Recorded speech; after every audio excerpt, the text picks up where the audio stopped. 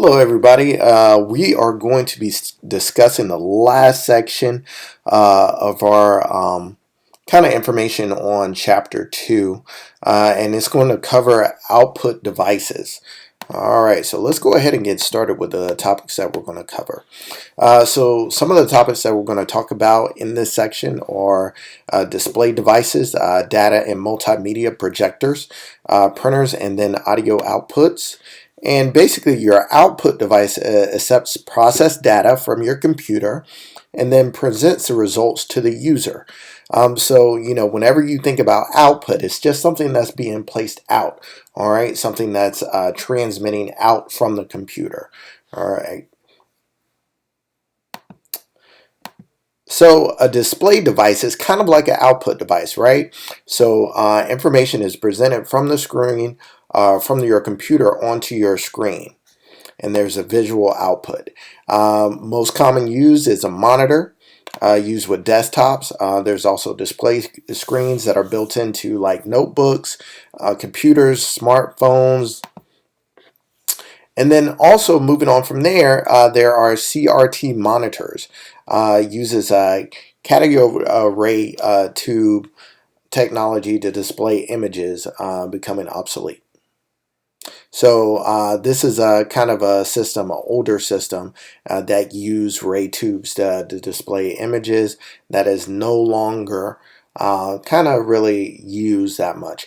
So if you guys ever get a chance, you get some time, why don't you go ahead and look that up to kind of check it out and see what it was. Then there's a flat panel display, uses electronically charged chemicals or gases to display images.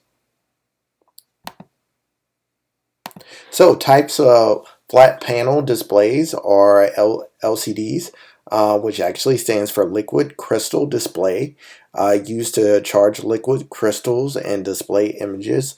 So you guys have probably seen that before where people have LCD screens. So it requires backlighting for it to actually work, or lighting in the back of it for it to be able to display those images. Then you have LED, light emitting diode display, LCD that is a backlit with LEDs. All right, and you guys all know what those LEDs are like. That's that blue kind of light that we see on cars and various spots now. OLED is organic light emitting diode display, uses lasers of organic materials. So organic materials associated with that. Plasma display uses a layer of gas. So plasma screens were kind of like a big thing. A while back with TVs, everybody wanted a plasma TV because the picture was a little bit clearer. And now those have died down now. Now we have like the 4Ks. So here's a kind of workaway or information of how these actual displays work. Based off of like what it will look like on your screen, as far as it has metal or silicone backing. And then from there are electron layers where your information is going to travel through. There are organic layers.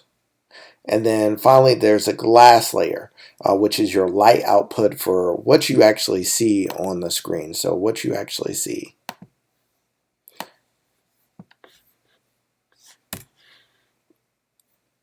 All right, so transitioning on from there about the display devices.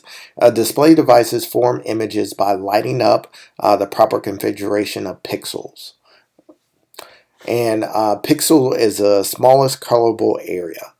If you also get a chance, there's something that you can use called Pixel app, where you can actually create pixel images, and a lot of people use them for like game design and stuff like that. But it just shows by each little square colored area, and you can change the colors to make it like a picture. So color displays light up red, green, and blue pixels. So if you've heard the term of RGB, RGB actually is an example of that. The number of pixels determines the screen resolution. And then video graphics cards or component for a device houses in the GPU and determines the graphics capability of that device. Remember we were talking about earlier on in the chapter on within your CPU there is ports there that you can actually add a different graphics card, and that will allow you to have dual monitors, or if you want to use your computer for gaming and you want to have that really nice screen resolution, then you would change that video graphics card. So that's what that's all about. Let's see, there are also external devices that connect wirelessly or via a display port, such as HDMI, DVI, and USB. The data projectors displays output from a computer onto a wall or projection screen. So we've seen those a lot, especially in school, where you have a projector screen either hanging from the top or hanging from, or on a desk to display onto a screen. So if designed to display movies, sometimes it's called a multimedia projector. So that's if it has a little bit of a sharper picture. Units may be freestanding and permanently mounted, as I discussed before. So some of the different types are a wireless projector, a Pico projector, and then a 3D or hologram projector. And we've seen those 3D and hologram projectors where they're starting to become a little bit popular now. I've seen one where they placed out Michael Jackson somewhere. So those are your 3D and hologram projectors. Printers. So a printer produces a permanent copy of an output on paper. So whatever you create, can be impact or non-impact. Form images with dots, powder, or liquid. So most of the larger machines that they have now that are copiers and larger printers, they use kind of like a powdered rather than a liquid. Usually your personal printers, one that you may have at home or smaller, those usually use a liquid form. Can be color or black and white, and typically connect via USB or a network connection. Now most of them are wireless. Some can print over the internet or cloud printing. So types of printers. There are laserjet printers, forms images with a toner powder. That's what I talked about. That's usually the larger printers. We have our inkjet printers, form images with the dots, which I talked about. Those are usually your personal printers. Barcode printer prints custom barcodes. Some can also encode RFID tags and labels. So that's special printing there. A portable printer used to print while on the go.